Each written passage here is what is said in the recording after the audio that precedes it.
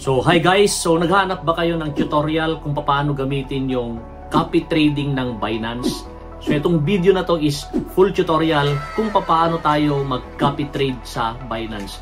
Ito po ay bagong feature ni Binance na kung saan pwede po tayong kumita dito kahit tayo po ay beginner sa trading. Bakit? Kasi pwede na natin i-copy yung mga magagaling na trader, yung trade nila, kung paano sila kumita, pwede rin natin gayahin. And the good thing guys, pwede kahit sino guys, pwede. Dalawa na po yung pwede nyong gawin dito. Pwede po kayo yung mag-copy ng mga trade, o kaya kung magaling naman kayo sa trading, pwede kayo yung magiging lead trader. Both, pwede po kayong kumita. So kung interesado kayong malaman kung paano gawin, make sure na panoorin mo yung video hanggang sa dulo.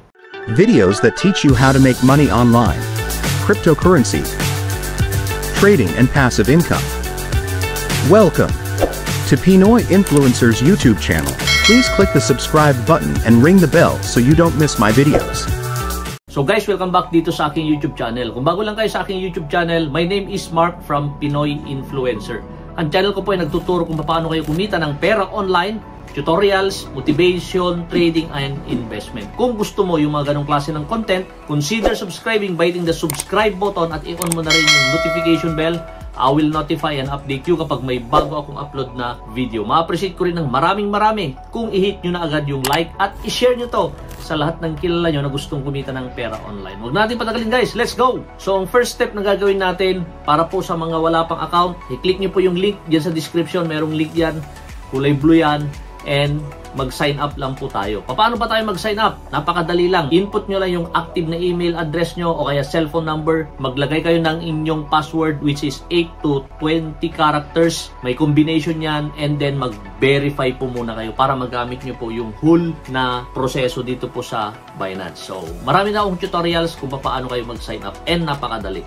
Sa pagbe-verify lang minsan nagkaka-problema, pero make it sure na clear po kasi yung picture na gagamitin natin. Yan. And then i-verify nyo lang po through facial recognition, and that's it. Pwede na natin gamitin yung Binance. So ngayon guys, nakikita nyo ngayon sa screen yan na po yung ating account sa Binance, and meron na po siyang bago. So itong video na to is focus lang tayo sa copy trade. Marami tayong ibang mga tutorials sa iba't ibang mga gamit ng Binance, pero copy trade muna tayo. So dito saan ba makikita yung copy trade? Pero dahil beginner kayo, kailangan nyo munang mag-deposit o mag-P2P. So, paano ba yung P2P? Okay, so click lang natin itong more, and i-click lang natin itong P2P.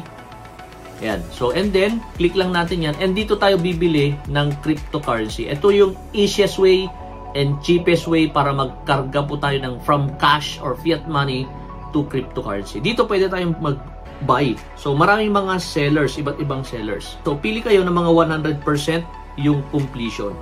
97 hanggang 100%, pili lang kayo. And syempre yung mode of payment depende sa inyo, pero I suggest maganda po GCash para agad nakikita nyo, kaya Maya. So kung papalitan nyo po yung payment method at gusto nyo lahat ng lalabas dyan ay GCash, ang gagawin nyo lang i-click nyo yung payment, and then click nyo lang yung GCash, then confirm nyo lang. So ganun lang siya, and lalabas na lahat ng mga ang payment method ay GCash. Kapag kayo po ay bibili muna dito, kayo po yung unang magsesend yung GCash nyo papunta sa kanya. Pero don't worry. Bakit? Yung pera naman niya is naka-freeze. Hanggat hindi po nag-confirm yon, hindi niya magagalaw yung pera niya dyan. So mabilis lang siya. And after that, kapag nakabili na tayo, ito na yung step na gagawin next natin. Punta kayo sa wallet, and hanapin nyo lang po yung funding. Yan. Funding, and dito nyo makikita yung binili nyo na USDT kung magkano yun. Ganun lang kasimple. Now, pwede na natin i-transfer papunta sa spot. So, palitan lang natin from funding direct sa spot and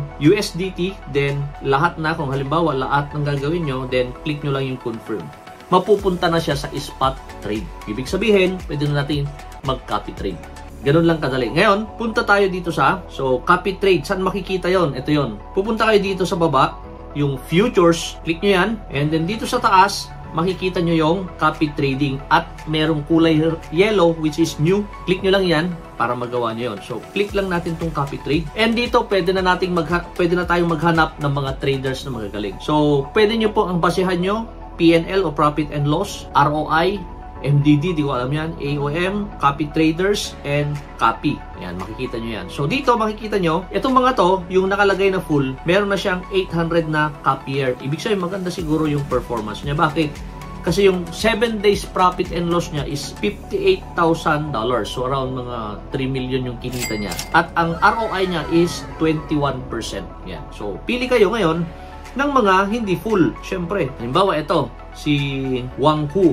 20 pa lang yung kanyang followers, so pwede tayong mag-copy. So, pili lang kayo. Siyempre, ang basehan nyo, siguro yung malaki yung profit niya. So, halimbawa, ito, copy nyo si Meet at the top, pero click lang natin yan. Ito, pwede nating laruin. So, halimbawa, cost per order. Sa bawat order niya, pwede kayo maglagay. Halimbawa, bawat trade niya, 10. Yan, depende, pero depende sa budget nyo. Copy amount, so, halimbawa, 10 din. So, and then, makikita nyo yung available ko, yung spot ko. Available in fiat and spot. Makikita nyo yan. And then, maglalagay kayo ng stop loss para hanggang dyan lang yung kaya kong ipatalo. Stop loss. Mahihinto yung loss nya. Ilang percent. Pero sila, meron na sila yon. Pero depende sa inyo. Pero pwede nyong baguhin. Halimbawa, ang kaya nyo lang ipatalo dun sa inyong kapital ay 50%. Yan. So, ngayon, yan lang yan. And then, pwede rin po yung advanced settings. So, gusto nyo yung lead traders margin mode, pwedeng palitan yan ang totoo, pwede kayo mamili, pwedeng fixed mode or pwedeng lead traders mode.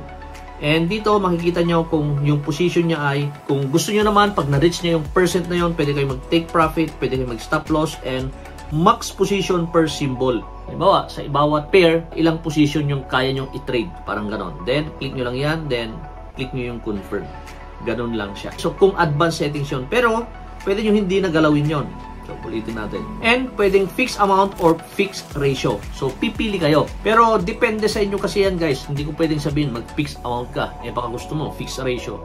So, ikaw din yung mag-aaral. Pag-aaralan mo din yan. So, halimbawa, maglalagay lang tayo. At ang minimum, makikita nyo, $10 lang or 500 pesos or 600 ka na lang. 10, ito, 0, 10 to 1,000. So, gusto, minimum lang ako. And then, stop loss, hindi ko na ilalagyan. And then, I agree. Then, click ko lang yung confirm. And dito, makikita nyo, i-reviewin nyo rin yan. Fixed amount, and then click nyo lang yung confirm. So, halimbawa, click lang natin itong confirm. Yan. So, makikita nyo, makikita nyo dito yung portfolio nyo and yung details. Ganun lang kasimple. So, gagawin lang natin, view details, and makikita natin dito, may ongoing na siya, ongoing, and ma-close. So, yung ongoing trade niya, kung merong open, makikita nyo dyan. At kapag mga nag-close niya, dito nyo naman makikita. Ayan. So dito guys, makikita nyo yung portfolio nyo dito sa baba. Makikita nyo yung trade nyo and pwede po yung lead trade. So ako, nag-umpisa rin ako pero trial pa lang to. So click lang natin yan. So ito yung aking pangalan. May ika 3 days ko pa lang and wala pong nagka-copy trade kasi hindi ko pa pinapublish talaga siya. Pero pwede nyo rin i-search kung gusto nyo. And then dito, ang minimum guys kung kayo gusto nyo maging lead trader is $1,000. So dapat yung $1,000 nandun siya sa spot. And then, so pwede kayo mag-trade. So meron tayong performance dahil trial pa lang naman. Meron tayong performance dito na 5.9 dito yung profit losses natin. So ROI and profit and loss. So kung gusto nyo mas magagaling pa, marami po dyan. And the good thing guys, ito po ay sa Binance. So nandito yung mga magagaling talaga na trader. And syempre, additional yan, meron kayong 10% sa profit nila kapag kayo ay lead trader. Yan po yung advantage dito po sa Binance. And then dito makikita nyo yung mga copy. Halimbawa, yung mga nag-copy sa'yo, makikita nyo yan. Or yung copy mo mismo. Yung lead trader, makikita mo yung mga followers mo dito. Dito mo makikita total copiers, ilan na yung copy trades. Yan. And dito, makikita yung mga trade. And makikita nyo yung trade nyo mismo. And then yung portfolio mo, dito nyo makikita. Ganun lang kasimple. So marami po yung pwede nating pagpilian. So halimbawa, gusto yung mataas yung ROI, pwede kayo mamili. Pero mababa naman ito yung kita niya lang. Mataas yung ROI, mababa yung kita. I suggest pwedeng i-check yung 30 days para makita nyo kung talaga silang nagtitrade na. And then makikita nyo yung profit nila, ang laki meron dito, kaya lang full na siya. Nandito na po yung mga magagaling na trader dito sa copy trade ng Binance. So bago lang ito, ang totoo siguro 1 week pa lang yung nakakaraan dito na updated to. So Elite Trader Program, so okay, pwede. So yung mga magagaling na nasa ibang crypto exchange and gusto nyo subukan yung copy trade ng Binance, since ang Binance naman is ang pinakamalaking crypto exchange. So, subukan natin. So, kung wala pa yung account, make sure na mag-create kayo ng account dyan sa description. Nandiyan yung link. Pwede nyo hanapin and mag-create lang tayo ng account. And, pondohan nyo lang. And then, you're good to go na mag-start sa trading dito po sa Binance. So, ito lang ako may share in this video. Sana nagustuhan nyo. And sana nakita nyo na yung trading dito po sa Binance. So once again, this is Mark from Pinoy Influencer. Thanks for watching and see you on my next video. Thanks and bye-bye.